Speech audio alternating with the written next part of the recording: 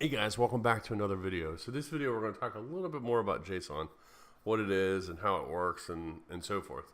So as I mentioned before in previous videos, in the previous video I had mentioned that you can use SOAP messages, which is still used, not as common, but more people are using JSON because it's the new hip thing to use.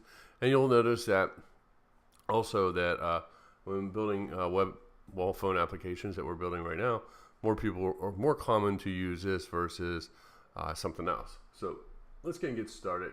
Let's talk a little bit about it. So if you go to Google, which I have here, and I'm going to type in Star Wars API. So hopefully we have some Star Wars fans out here.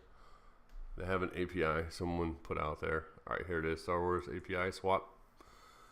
All right, awesome. So someone has this out here, and this is an IP address that has information. So as you see here, it's in JSON. So they're having information. So, like for example, they have Luke Skywalker, and it shows you there that it's a string value. They have height here. It's showing you the height is 172, and they have it listed as a string instead of an integer. So if we're using an integer in this case, we would just want to have the quotes would be gone, and we just have 172 there. And same thing for mass. If we wanted to use, I would use an integer, but in this case, you would do that instead of using a string. So they list some information. This is just information that they're providing. So this is just a result. So this is the result that comes back. And then, so they make a request, and then they call the people one. So they call this address right here, HTTPS swap company API people one whatever. And when they hit the request, that's what they get. So they get Luke Skywalker, and this is just an example here. It shows his films. And you notice how things are separated. So it starts off with a curly brace, where SOAP starts off with XML. And then everything is separated by quotation marks and colon, then the value, comma, and the same thing going straight down the line. So that's how it separates. And then these guys right here are kind of like attributes. So you have attribute one for name, height, mass, etc., all the way down to films, species, and so forth. So it provides all this information. And this could be great information because let's say that you were building your own IMDb site, and say IMDb, which I don't know if they have an API. I never thought about looking, but I'm just out of curiosity, just thinking about IMDb API, and that's IMDb API npm. So they have something for Node.js. So they do have a public one. I never knew that. That is cool. So that's great. So you could use their API and probably get movie information for whatever case. So anyways, so let's actually try Pokemon. Pokemon has an API. So if you remember, the Pokemon theme thing happened on app. It was an app hit, probably not too long ago. App sensation. I don't know when it was. It was recent, probably like a couple years ago. It was. I don't remember when it was, but it had people following their Pokemons. So I'm gonna click on the Poke API, and as you see here, it has information. Oh, what the heck is going on here? Let's see here. Submit. All right, something's going on. It's crashing on me. Wow, I was going to show you how this works, but apparently they ended the API for it. So that's crazy. You used to be able to go here and you used to be able to click on this, and it provides the same information. So I'm curious of something here. I wanted to see if I could go to the website and make a request, but it doesn't look like that's the case. So let's do this. Let's type in api.co /API/version2/Pokemon/1. Let's see if it works. It does work. It's weird. As you see, when we went to the Pokemon website, it didn't allow us to do it. So pi.co. So when we try to process it through here, oh, now it's working. So maybe it just needed. See, it's a little weird though. You see how it's acting weird?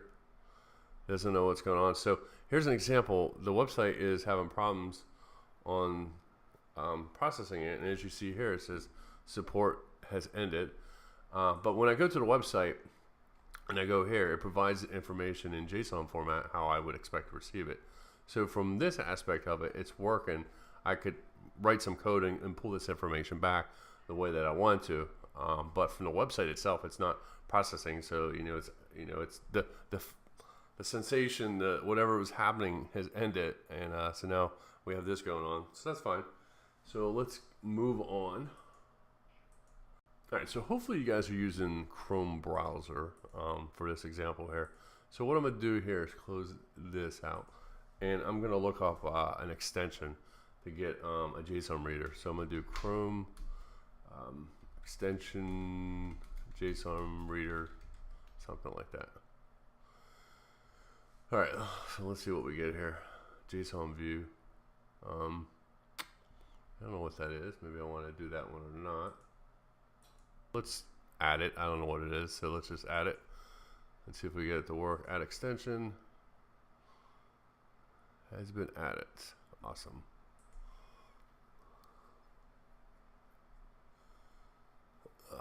Find it here. There it is. JSON view. So I clicked on it. All right, let's see here. 1 second. So what it should do is, if we, like, for example, if we go over to, let's go back to the Pokemon.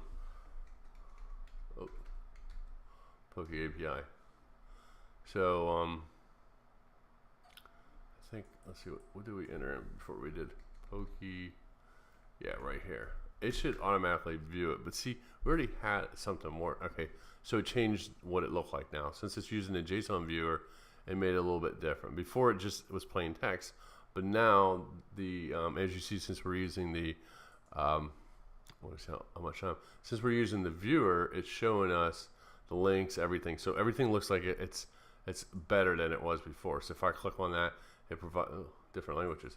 It provides information as well. So it just takes a while to process. So that's pretty cool. So I'm going to show you another one that I've used in the past at work. It's called Postman Chrome. It's really awesome. It's pretty good. So I'm going to add it. I probably already have it added here. Yeah, I already have it. So launch app, and let's see here. All right, it's been a while since I've used it, but you could put a request in here. So let's see if we can put this request in here, copy it. And this is what's nice about it, is it allows you to see if your request is working. Sign in, yes, that's fine. So I don't remember what my username is.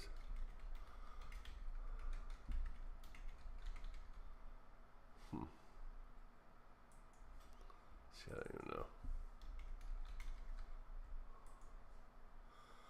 All right, let's see what my password is. Give me a second here. Forgot password.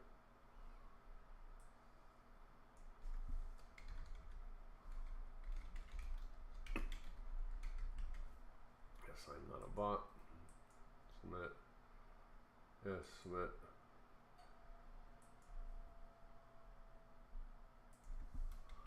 Just bear with me for a second. Let me find it.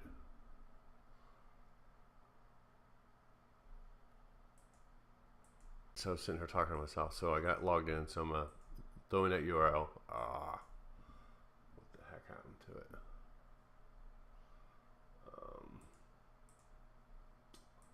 Gotta copy again. Oh, I never copied it. I just copied part of it. All right, so let's try this. Paste it. Perfect. And testing it. And let's see what else here. It's been so long since I've used this. Learn more about it. Why won't it let me save it? Let's see here. Search, no. Request in Postman's or save in collection. That's fine. That's fine. I don't even know what it is. Save it. All right. Send. Empty request URL. Oh. I'm supposed to put the name up here. That's how silly it is. So I'll say Pokemon API. All right. So now, what you want to do is make sure you have a getter here. So you can do all kinds of different things. So I'm going to use the get and hit send. And as you see here, I'm not sending any parameters. we can send parameters and get values. So if I wanted to send a parameter for name and say I wanted to, maybe if there was something like this, we did name equals overgrow, something like that. That's a param. You could get that specific one back. But anyways, so nonetheless, it pulls the information back that we're trying to pull. So this allows you to see, so let's say you set up your own API, your own RESTful service, and it's running on a server somewhere, and you want to test it before you actually go out and write your code. Because imagine if you have it up and running and you want to test and make sure it works, and you write code to make calls and it doesn't work. This right here is a nice tool because it works, and you can make calls by adding your API, connect to it, hey, does it work, yes or no? And if it does work, then you can build your other application, which is say your mobile app, and call that API, if that makes any sense. Hopefully it does. That's what I'm aiming for. That's it for this video. So next video, we're actually going to start talking. So it's Sunday night. You guys will get these videos tomorrow. I don't expect you guys to watch them tomorrow, but we're going to start building a application. Actually, let me see if I have a screenshot of the app. I built it already, but we're going to try to build it from scratch again. And I don't. When I start building the app, I'll show you screenshots of it. But what we're going to do is we're going to try to build a weather app. So what's going to be pretty cool, because we're going to communicate out and make API calls to get weather information. And so it's a good tutorial to utilize, because then you could create. You don't have to create a weather app because there's 1,000 of them out there, but we could use it for certain information. So, for example, say that you're doing data mining on, say you work for a Visa or a MasterCard company, you're doing data mining and trying to figure out best time for people to buy stuff. Well, this right here could be a really good thing, because now you could use an API, go out and make calls and say, hey, on Mondays in November, between 3 o'clock and 4 o'clock, can you give me the average weather for the past 20 years in, say, Los Angeles, California? Well, maybe that's a bad place because the weather is always beautiful there, but maybe here in Pittsburgh, Pennsylvania, and you could get an idea and say, hey, you know what? It says, it calculates, but on average, at 3 o'clock every other year is the best time to buy this or that because the weather is perfect. Something silly like that. So you can use it for stuff like that. All right. Well, thanks for watching. That's my 2 cents. And I'll talk to you soon. Good day.